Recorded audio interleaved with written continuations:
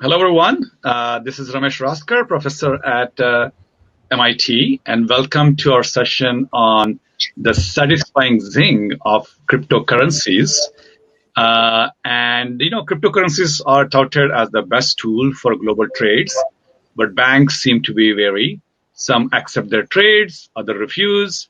Will COVID-19 accelerate the arrival of cryptocurrencies? What has to be done to ensure their safety, to deny their thefts? And are they really going to revolutionize global trade or lead to a market crash? Over the next 30, 40 minutes, we're going to look at, a whole bunch of issues around cryptocurrencies. I'm really excited to see if COVID-19 can play a critical role either in stimulating the progress in cryptocurrencies, or will cryptocurrencies finally have a really decent application when it comes to COVID-19. I'm going to start with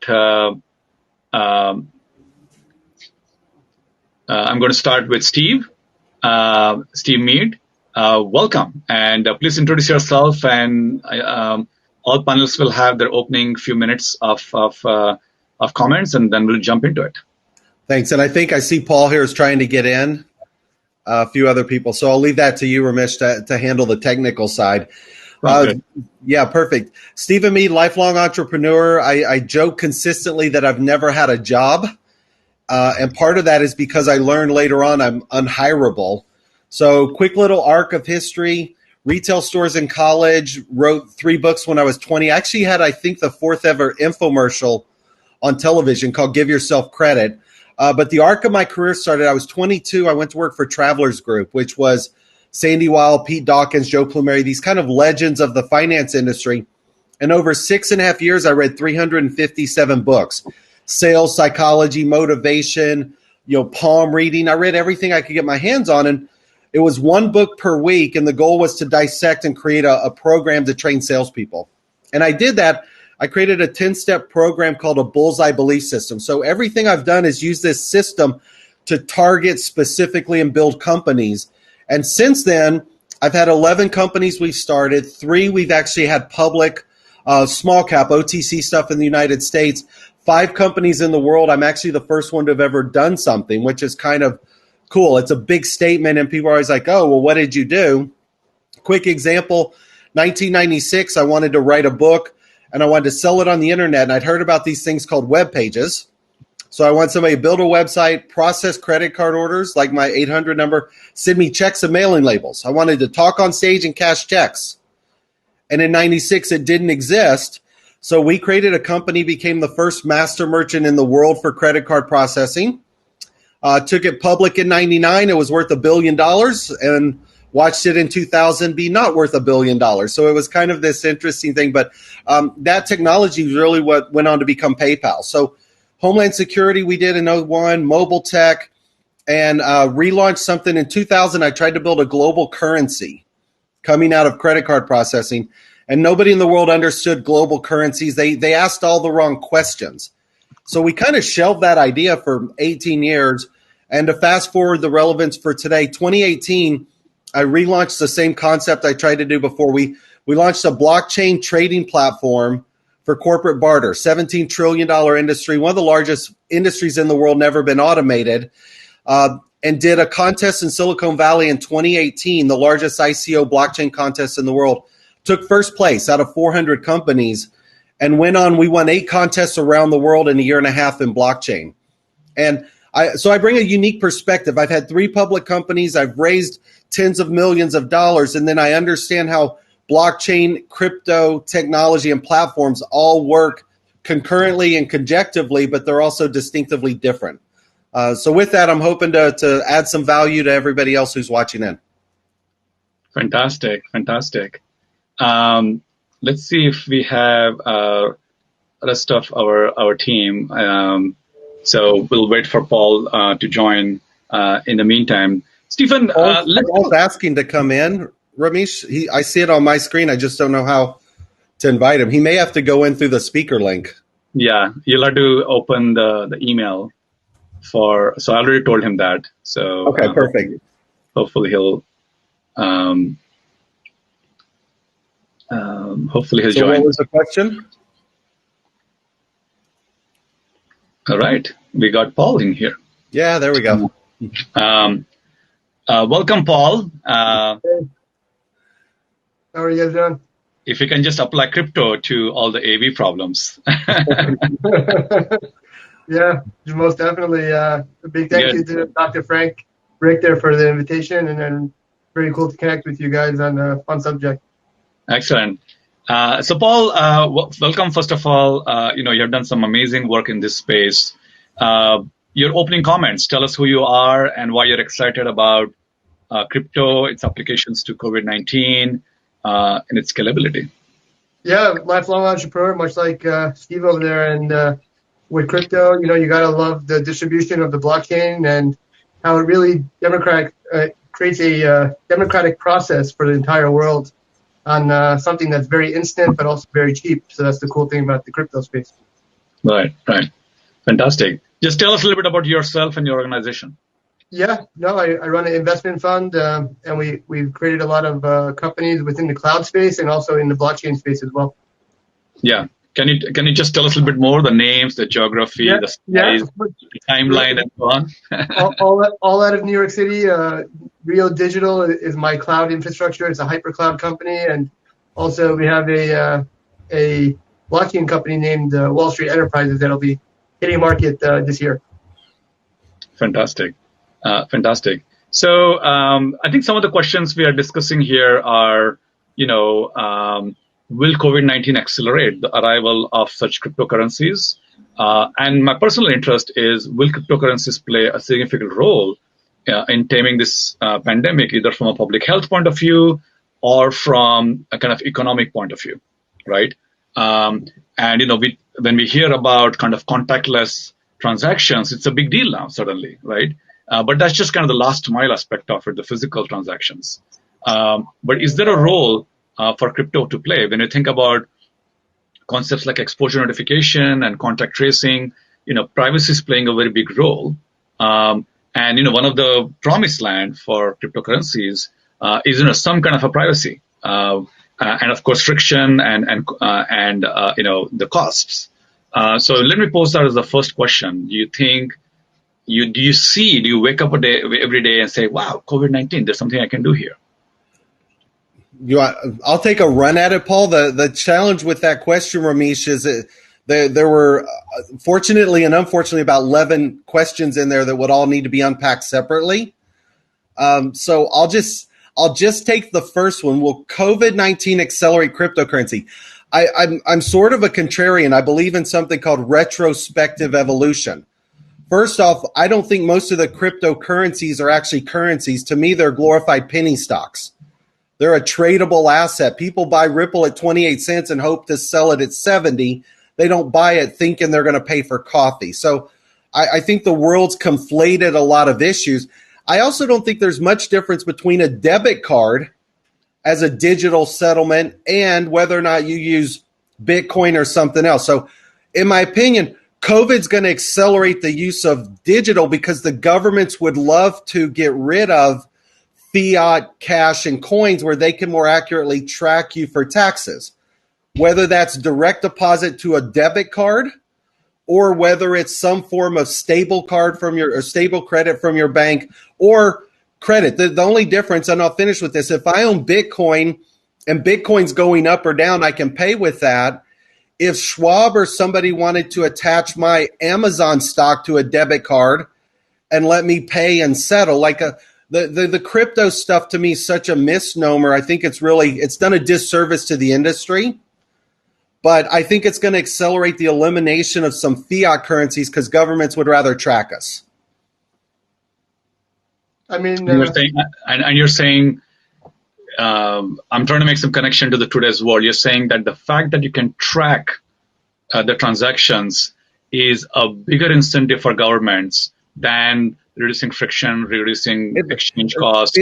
I'll answer real quick, and then I'd love for Paul and these guys. In the U.S., 40% of the economy is service related, which is restaurants, salons, things like that, which are also a cash business. So cash services, tips, there's an entire segment of the economy the government would love to have to go through a debit card with direct deposits so they can tack tips to the waiter. Like there's a tracking taxability issue that the government would love to get their hands around, and eliminating quarters all of a sudden, where you can't get change, is the first step of trying to move everything digital. It doesn't have to be crypto. They would love for it to be digital tracking, whether that's a debit card, a stable card, or your currency. Fantastic. Paul, let's hear from you, and then we'll also introduce our speakers. Paul, go ahead about COVID-19 and cryptocurrencies. Yeah, definitely the traceability aspect, I think, helps the cause for crypto, and the way the blockchain works. That I think it really would be a good solution for upcoming COVID spread. It would be a great way of really creating an analytical approach to COVID and being able to solve it in a certain manner that's less disruptive than everybody stay at home and just work from home only. Yeah. I think that's a much better application for it. And on the currency side, again, like Steve, I don't view it as a currency, but it really is a digital asset. So it's digital gold. I mean, there's a trust behind it, and there's economies out there, not just not the U.S., but certain economies where the currency is not worth much value, where Bitcoin is more valuable than a certain currency and maybe more stable, and more secretive. And some areas right now of the world, if you look at Lebanon, where people can't even take money out of their banks, it's a good time to own Bitcoin and use it as a stored value that you can actually trade. Yeah, that's a very important point. Benjamin Dahl is here. Welcome. And as you know, we are talking about crypto, COVID, stability, scalability, and so on. So welcome, first of all. And if you can just introduce yourself and tell us who you are, so for our audience. Thank you. Yes, my name is Benjamin Dahl, and has had a perfect connection until 5 minutes before the talk, unfortunately. So first of all, I'm foremost an early adopter and with an avid passion around the possibilities of decentralized networks of trust, basically. And I would like to step back and talk about why we're here today and why we're talking about this right now. And it was because of the introduction and release of an open internet protocol to the world in the wake of the 2008 financial crisis, and as a response to that. And much like the IMAP for sending email or DNS for domain names, this one is for the transfer of value. And in terms of functionality, and judging by the universal scrutiny that has been put upon this new open internet protocol, nothing can get close to compete in many senses. If you look at the downtime for said protocol, I think today it's been 2,761 days since the network was down, and most banks count that in a couple of days before they restart the clock. Like, if you only knew, right? Yeah. And it's this resilience that has gained so much traction and pushed efforts to replicate, add, improve, and build on top of that security. That is open for everyone to assess. And that has sparked this whole blockchain and crypto space race that we're seeing right now. Right. And if I were to say something in terms of where we want to go, we need to get our countries to open up and to encourage open source development and innovation on top of this network. It's been so politicalized. So yeah, it's it's not about building your own ecosystem, like it was not about building your own internet. Yeah. Definitely. I think the decentralization is certainly a key there, but decentralization also brings, a lot of issues of a trust and theft and leakage and so on. And it seems like, when are we going to mature? So decentralization on internet has created its own problems. And do we just want to inherit all those problems of decentralization, or we think we're going to learn from the challenges? IMAP is a good example, how easy it is to spoof. So any thoughts on that? How are we learning? Are we using the right analogy here? Is the internet the right analogy, or there better analogy like Swift or something like that? I'll jump in again just for brevity, again, because I've had 3 public companies, so I understand the aspect of managing shareholders, corporate theft. We've got free trading shares that were out there that we didn't know where they came from. So when you look at a public company, which is where crypto tokens are really an extension of that, you look at the trackability of cash with serial numbers.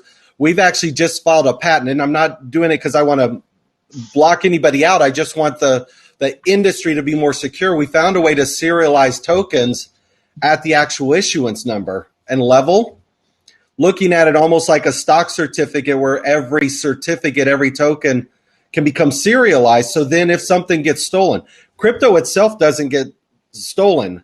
Bitcoin's never been hacked. The exchanges have been hacked, which is like the banks being robbed in the 1800s.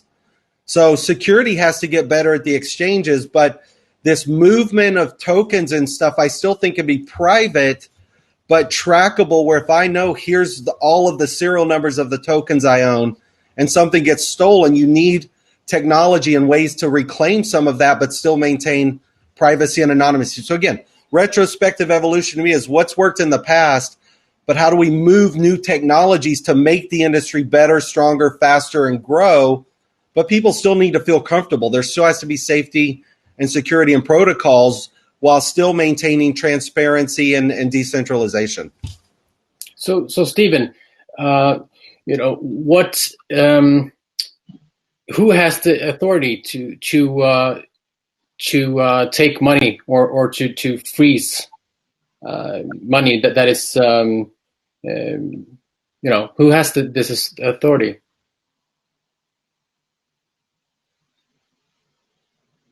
I think you're on mute.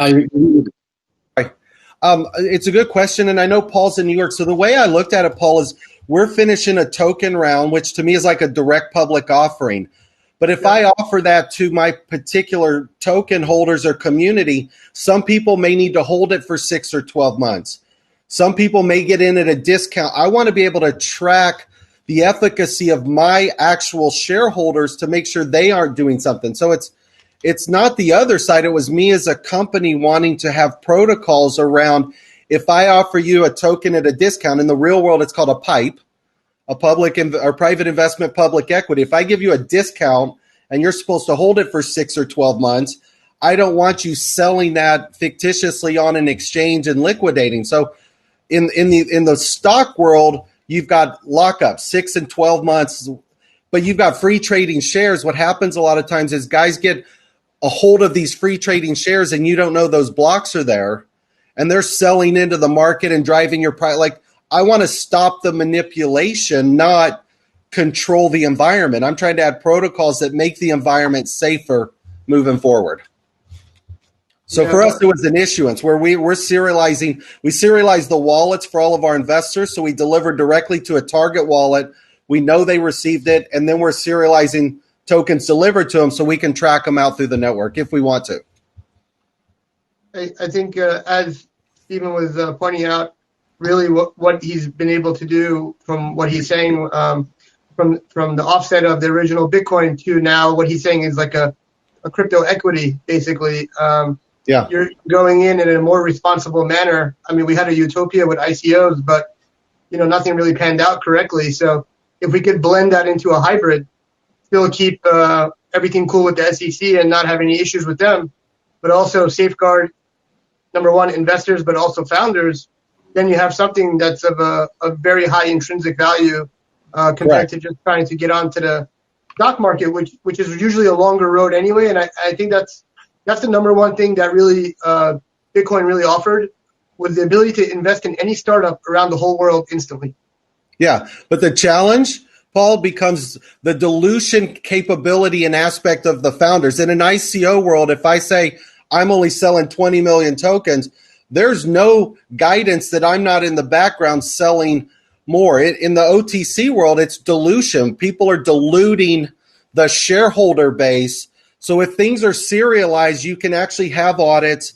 I want better control so more people are comfortable investing in the new industries in ways that make sense. I'm not trying to limit anything. So I want the patent there only to provide security for the industry that says, oh, hey, we do have better audit trails to protect the investors, to assure the project.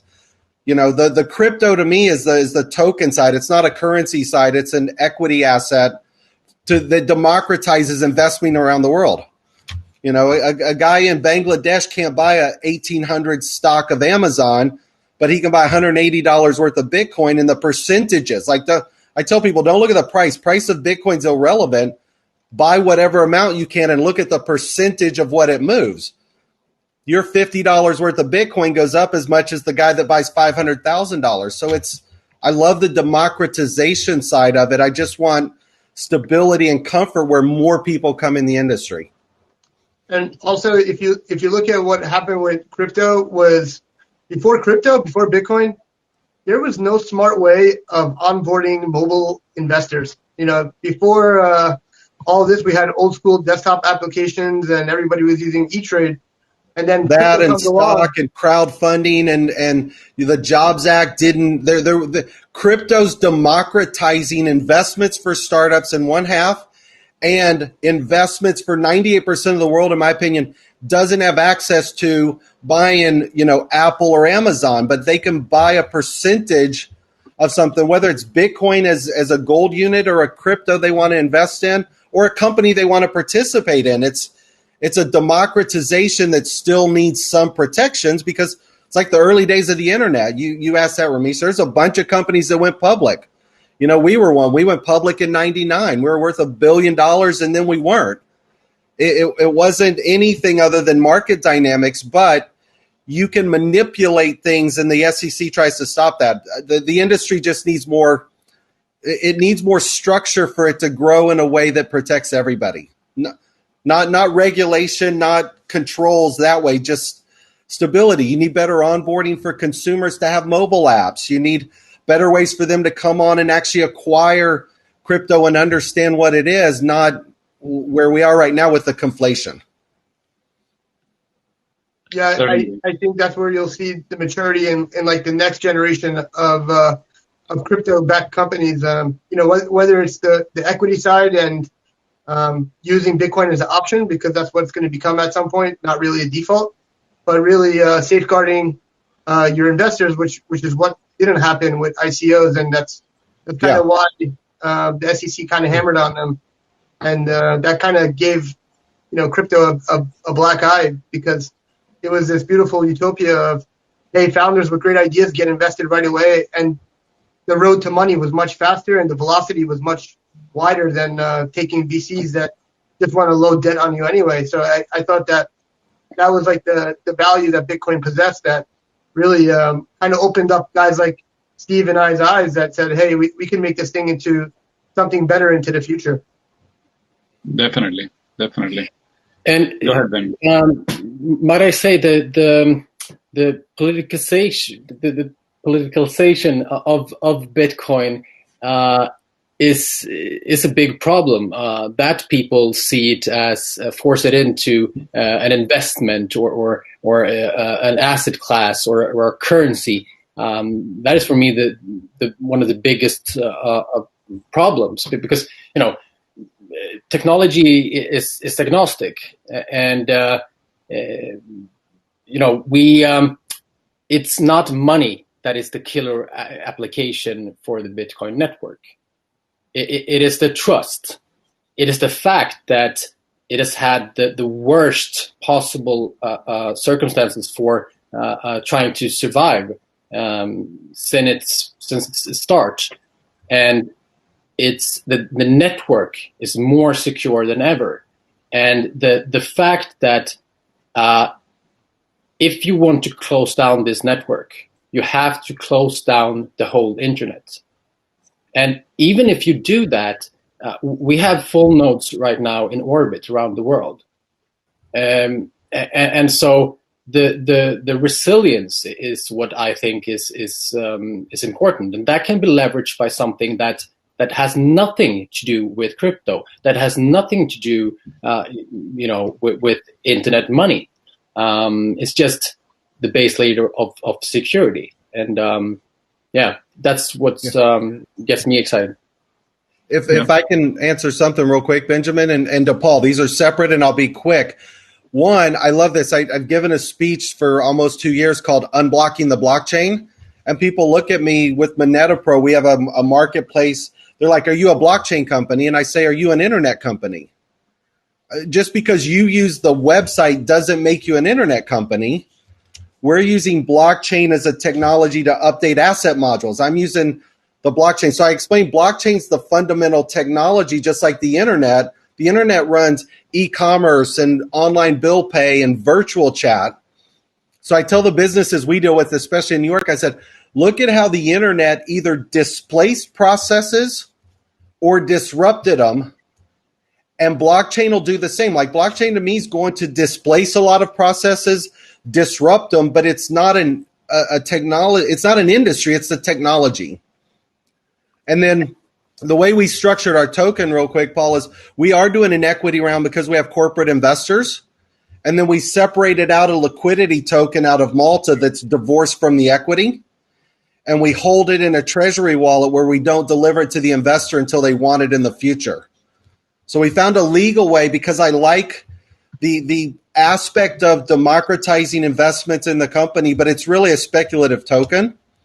So we created a legal structure to leverage traditional equity and the accelerated liquidity into the market, but I want that structure around it where people are more comfortable.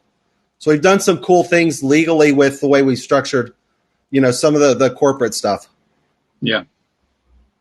Let's fascinating points there about what is fundamental and what's the vertical. So Paul, as I said, like people think blockchain is the vertical, but blockchain is the horizontal, right? So given that, are cryptos going to become a platform for a global trade, or is it going to become yet another factor in terms of the fragility of the financial system? I think that it already became a platform for global trade, right? I think that's really what happened. And as Steve said, he's doing work in Malta. Would you have ever been able to do work in Malta before Bitcoin? I mean, let's be serious here. I think the security side of Bitcoin and the trust of the network really said, you know what, we could do business without boundaries. And that's really what it was about. They still have their issues, but it's a little different. Malta's always had issues to the 1500s, but yeah, go ahead. So that's kind of what it did, right? It really became a universal way of doing business and not having limitations of certain governments, telling you not to send money at certain times somewhere, and really not getting politicized in business. That's really what it was about. But again, it's not perfect. That's the one thing about it. I don't pretend it is, but it really was, something that was visionary and gained a lot of traction. It wasn't just this thing where there was just a bunch of smart people telling each other really complicated stuff. It became something that became useful into even until now when I was speaking to friends in Latin countries where there's no currencies. The fiat's not working. It's not of value. And if it wasn't for Bitcoin, they wouldn't be able to power the lights on or even eat any food. And that's those are some of the takeaways of the asset itself and the value of its asset. Yeah, to me, there's three different things. One, we're in which we built a closed system. MonetaPro is a closed network, meaning a company lists assets, trade it, gets a ledger credit and uses it to buy something else. We're not even on blockchain. We're an internal financial settlement engine. But to me, everything I do is B2B. So what Paul's talking about is exactly right. But that to me is the consumer side of where it falls. On the business side, if I wanted to send Benjamin $25,000, which he'll probably put his account up for me, I have to go to the bank, fill out paperwork, pay $30 for the privilege of sending my money. I have to beat a 2 o'clock cutoff. Still takes 2 days to get there through Swift Fedwire because everybody sits on the money. Then Paul's got to, or Benjamin's got to, spend 20 or 30 bucks for the privilege of receiving money I'm sending to him. I could send him Bitcoin and it'll get there in 20 minutes without the fee. The challenge is businesses can't work on Bitcoin because it fluctuates. I can't send a $5 million transaction and have it drop 8% in 20 minutes when it gets to the network. So the crypto for me for trade is exactly what's going on. JP Morgan's finishing their stable coin. If I have $50,000 in my bank account, I'll convert it to a JP Morgan token, which is going to be on Stellar. I think they're building 3. That'll run across the network to Wells Fargo in 20 minutes as a digital asset.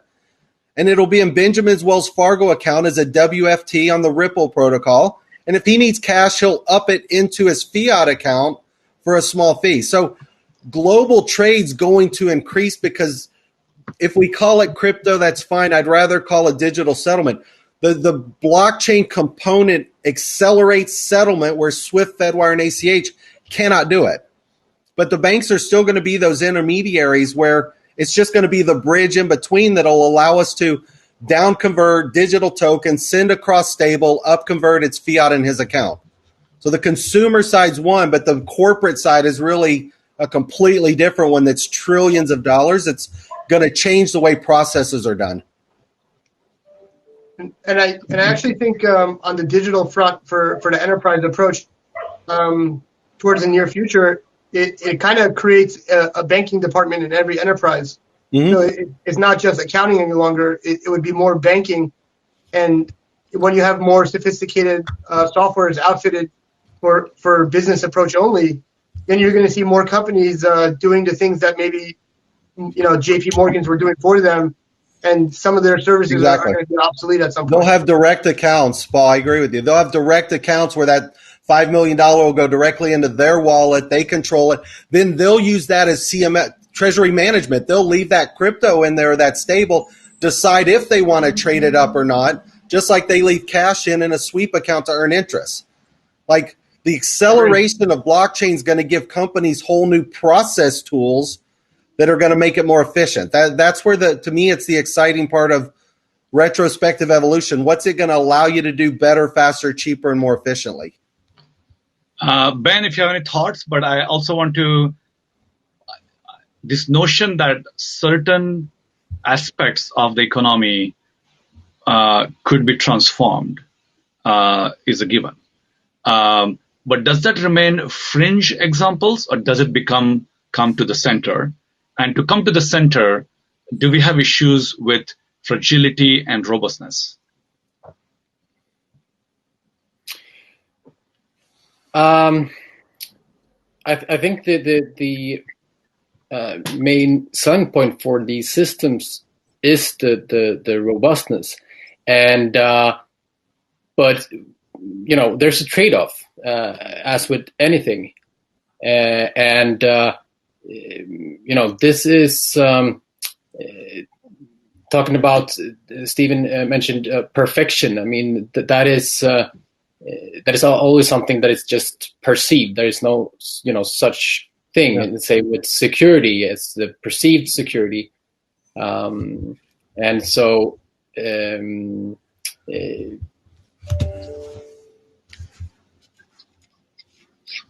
I'll answer something, Benjamin, if I can, and Ramesh. Could you read? Because again, I tend to want to fight the perception of people who don't know what they're talking about. Unfortunately, that's a lot of times people in the industry. And so I'll give one quick example is because, again, I built merchant accounts. I understand credit card processing. I understand the interchange and how many people make money and all of. When people go, oh, Bitcoin's slower, Visa can do 1 million transactions a minute and Bitcoin can only do X. There's a difference. And I say that's not true. Authentication occurs at the merchant level. You walk in and swipe your credit card. The Visa networks authenticate you're good for the money. Mm-hmm. Then it rides across the network and it hits the merchant's bank account 2 days later minus the fees. Mm-hmm. It doesn't settle. Bitcoin and crypto settles in 20 minutes. So it effectively settles much quicker than the Visa network. So they're false comparables where people are like, oh, it's slow, it'll never compete. The perceptions are wrong because people don't know what they're talking about. It's authentication is completely different than settlement. But you've got fluctuation that you have to deal with. And so you've got the BitPays of the world that are just, all BitPay is a glorified Bitcoin merchant, like a glorified credit card company. Like the world just needs better messaging for it to move forward. It's not that complicated, but the perception is, oh, you're a blockchain. Oh, you're a crypto company. It's a frustrating fight that I fight. I'm sure you guys do too. So, yes. Stephen, you spoke about the volatility being a problem, and that's across the board. And how does the traditional finance industry solve that problem?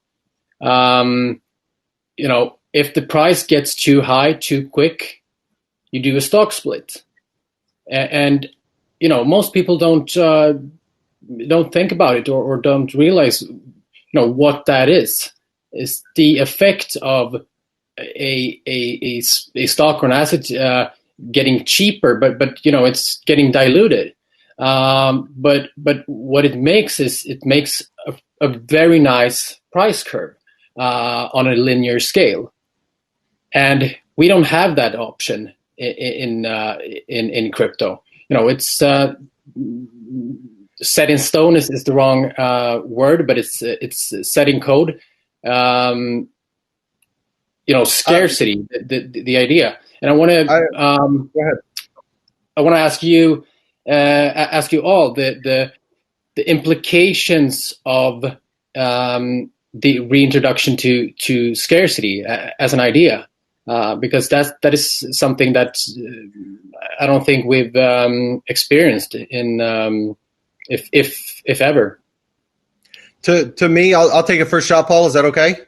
Yeah, go for it. Yeah. Benjamin, to me, you just conflated about three different things. So you asked, how does the industry compete?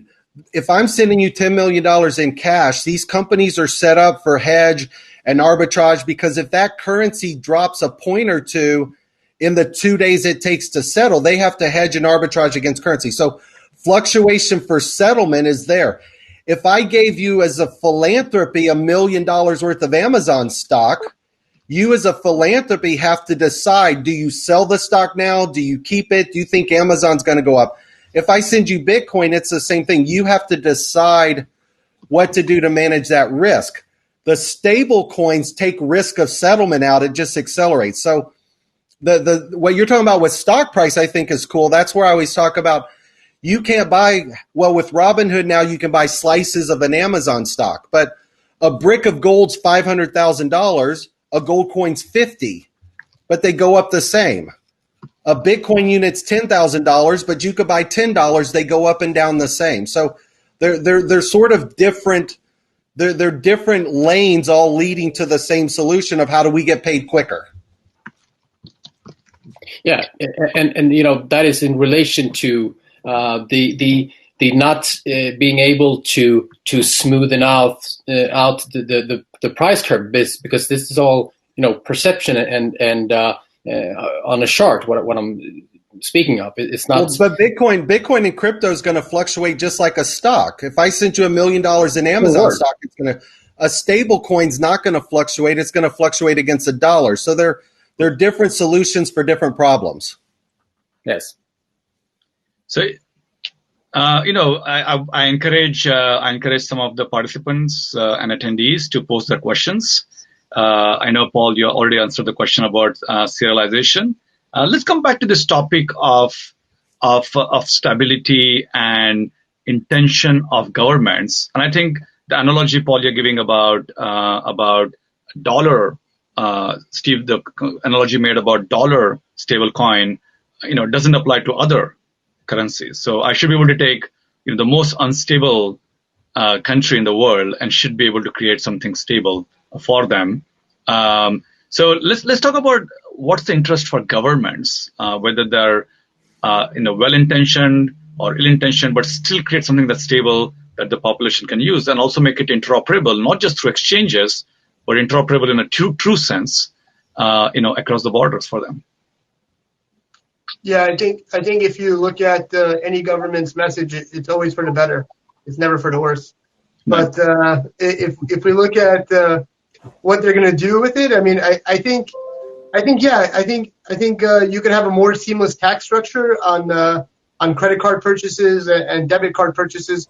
But I think still at the end of the day, you're going to need a cash mechanism, whether it's a crypto manner of actually utilizing the cash structure itself, where there's an anonymous manner of, hey, it's none of your business.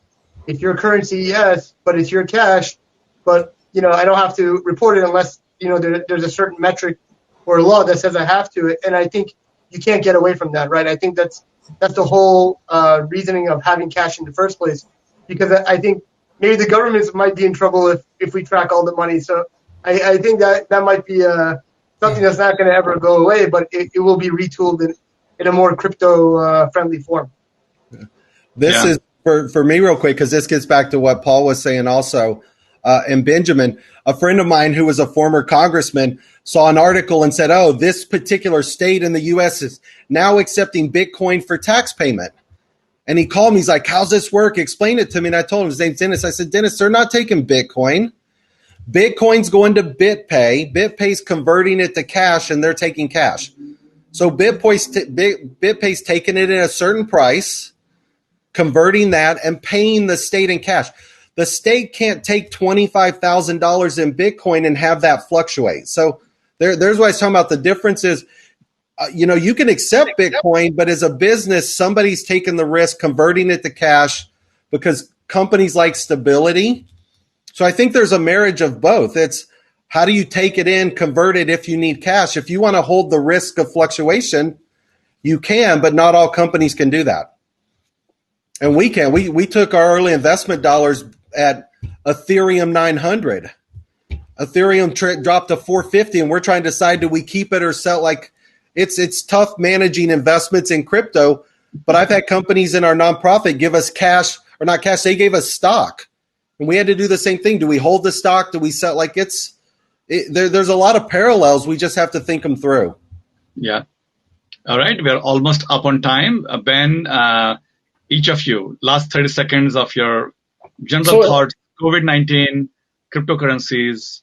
A quick shout out to a trend that I've been seeing getting stronger is the corporate interest and speaking to the fact of volatility.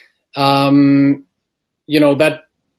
can go the right way as well. And as MicroStrategy has done and convinced their investors to do is to see that limited downside and almost unlimited upside in terms of if we're going to hold cash. They now see it as too volatile, the US dollar almost.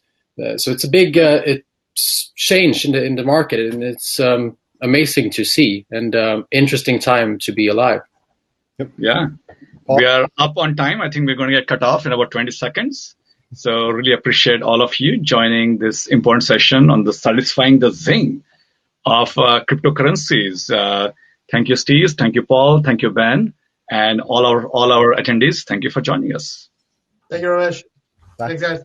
Thank you very much.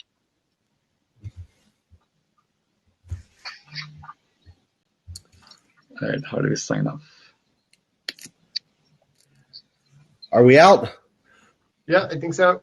But Paul, connect with me when you can. I'm trying to make it out to New York. All my BlackRock guys are opening back up. Salt, Scaramucci, Sky, like the investment world's finally slowly opening.